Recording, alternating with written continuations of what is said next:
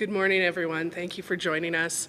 I'd like to begin by acknowledging that we are gathered on traditional Treaty 6 territory and land that our Métis people share a very deep connection with.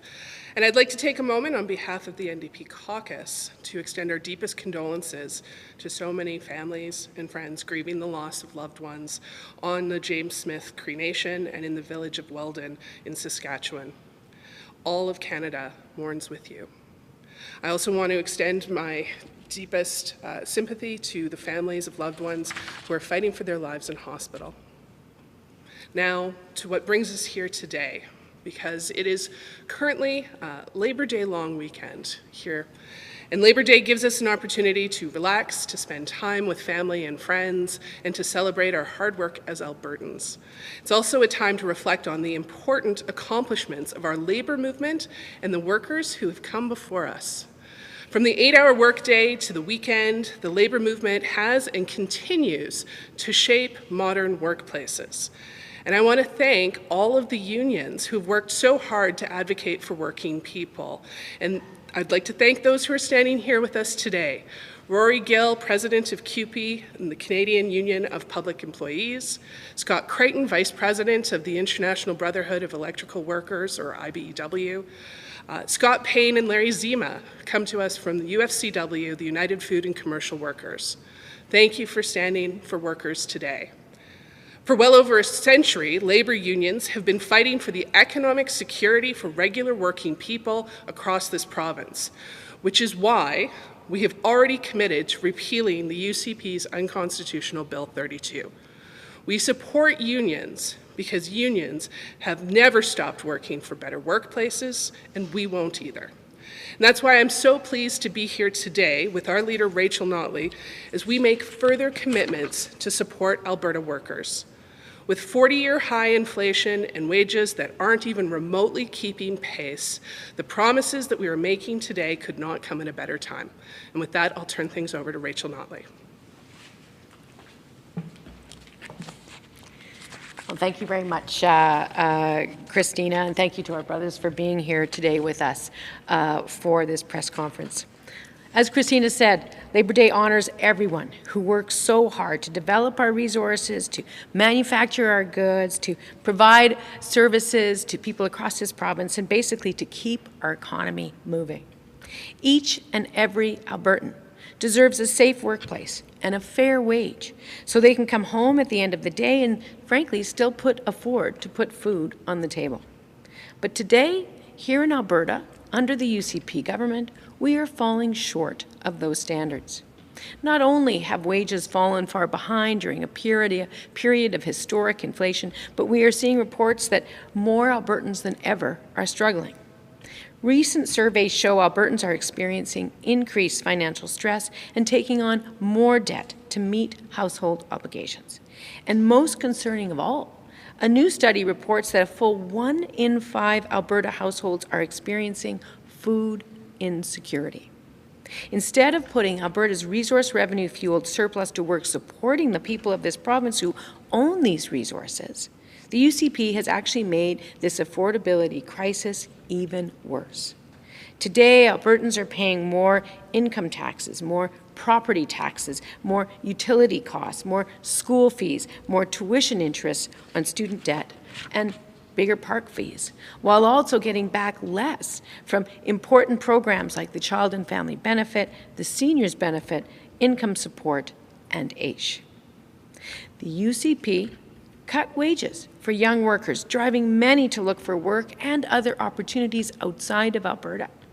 And last year, we broke 30-year records for young adults leaving this province. That's literally our future, heading over the borders to the east and to the west. They also rolled back basic workplace standards like overtime banking and overtime pay. And it's these issues that I want to talk to you about today. Albertans deserve the same rights and protections as many other Canadians, and it is quite shameful that the UCP would rather see Albertans earn less. It is time to put Alberta workers first. And so today I want to address Albertans directly. Electing the NDP means good jobs with fair compensation, wages that make sure you can pay the bills and put food on the table.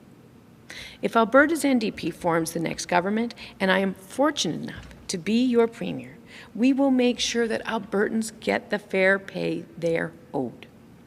And we will undertake 2 changes immediately. First, we will guarantee that every hour that you work overtime will be paid at that rate.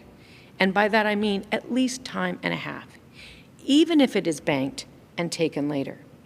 We will close the UCP loopholes that they brought in through different and multiple pieces of legislation that ultimately mean that you are currently getting paid less for working more. We will reverse the UCP changes to overtime pay, aligning Albertans with other provinces and treating time off in lieu of overtime as payable at time and a half. We estimate that this change will help more than 400,000 Albertans who work overtime, especially non-unionized workers who are working in our energy sector. For example, an oil and gas worker putting in 10 overtime hours every week, which is on average what they do, on a 12-week project would earn overtime pay for 120 hours. For that worker, based on what Statistics Canada tells us they tend to earn, the difference between banking those hours at time and a half versus what's currently happening, having to be paid them at straight time, is $2,500 over 3 months. That's big money. That's big money that the UCP acted very quickly to take out of your pocket when they first got elected, and we are going to undo that.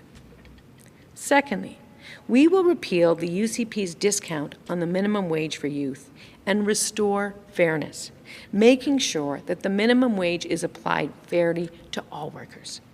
Initially presented to Albertans as some kind of solution to higher youth unemployment, this UCP plan has actually turned out to be a massive failure. My party believes in equal pay for equal work, and we will not support any kind of differential wage, not for youth and not for restaurant workers or liquor servers. This is an issue of critical economic importance. We've already seen youth leaving due to the UCP policies like higher tuition and higher interest rates on student debt. A modern, diversified Alberta economy depends on attracting and keeping our young people here in the province. So we will restore one minimum wage as well as part of our efforts to keep young Albertans, our future leaders, here. By giving young people the skills they need and the workplace experience, we actually will set them up to be the leaders of our economy tomorrow. And this is a big part of how we will build a stronger, more resilient economy. So these are 2 commitments that we are making today to ensure that Albertans and Alberta workers in particular are treated fairly and with respect. You deserve fair pay for a hard day's work. This is a fundamental value, quite frankly, that I believe is shared by all Albertans. And as we move into a period of economic recovery and massive multi-billion-dollar surpluses, we refuse to stand by and allow working people to fall behind. Danielle Smith, Brian Jean, Travis Taves, none of them will stand up for working people's wages. I will, so will my colleagues. Alberta's NDP will continue to stand up for our province, ensuring Alberta remains the best place to live, to work, to raise a family.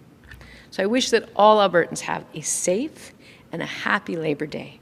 Thank you, and I'd be pleased to take any questions folks may have. Ms. Notley, some critics will say that increasing wages are a consumer-borne expense. Businesses, of course, have to pay more wages. That's what they have to pass on to the consumer. With the costs of everything nowadays, what's your response to that? Well, what we know is that with inflation, the folks who suffer the most from it are working people who are low and middle income. And so this is designed to help them cope with these rising costs. And it's not always the case that those costs are passed on. You know, when we first brought in the minimum wage back in 2015, of course, we consulted with many, many stakeholders about the timing of that. But when it was introduced, there was a lot of claims, much like what you're suggesting, and a lot of others around doom and gloom. And what we've now seen as a result of a number of studies is that didn't come about. What happened was that we helped attract more people into the workplace. People who were working in the workplace could actually make ends meet, put food on the table, put themselves through school, and it actually helped with the economy. Paying people a wage that doesn't allow them to eat and to have a roof over their head is not an economic plan.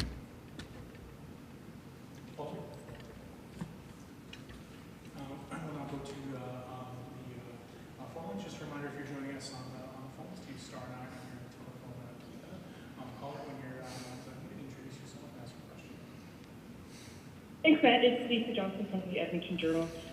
Rachel, I'm wondering, you said, I presume that you're talking specifically about repealing the measures in Bill 2, the overtime banking issue and bumping the minimum wage back up to one minimum wage so there's no differential, but it kind of sounded like you were hinting at, but there's more. Are there other measures here, or are you just specifically saying that you would do those two things? Well, what I would say, it is a little bit more in terms of what we're talking about specifically today, Lisa. It is Bill 2 and also Bill 32, because, you know, as we've said before, I mean, Bill 32 as well included a whole bunch of things, including a number of different attacks on the rights of working people and their ability to advocate for themselves through their unions. And in addition, in Bill 32, the attack on overtime was expanded when they introduced a much longer period of time within which employers could impose overtime averaging agreements. And so what that basically meant is that in most workplaces, nobody gets overtime anymore. And so it was Bill 2 and Bill 32. So that's what we're here talking about today. Great, thank you.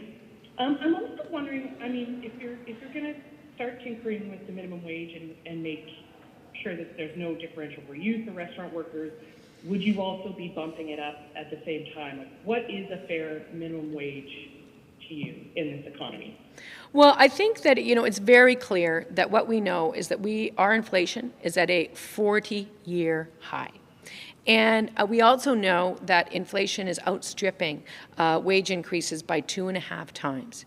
And we also know that inflation hurts low and middle income families far more than it hurts better paying and better earning households.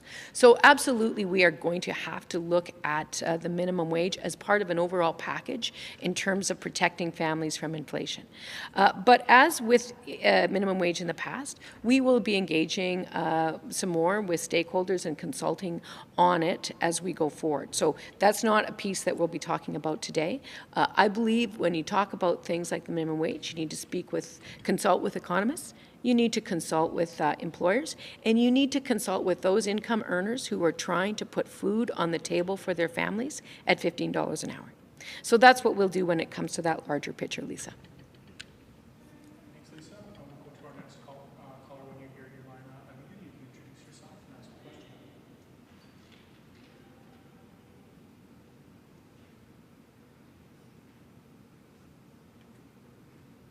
Hey there, it's Alyssa Carpenter at Global. I'm wondering if you can comment on the hospital wait time. Specifically, we saw in Red Deer over the weekend, 14 hours and 15 minutes on the sign. Now, I know that there is an expansion coming, but in the meantime, doctors are talking about harmful outcomes to Alberta patients.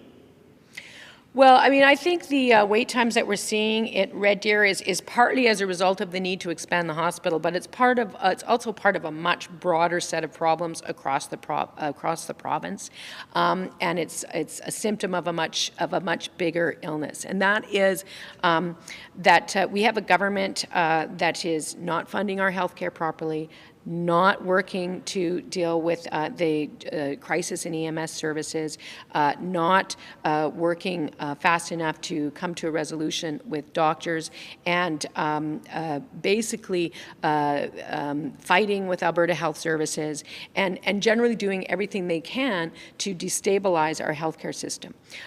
So we're deeply concerned about that.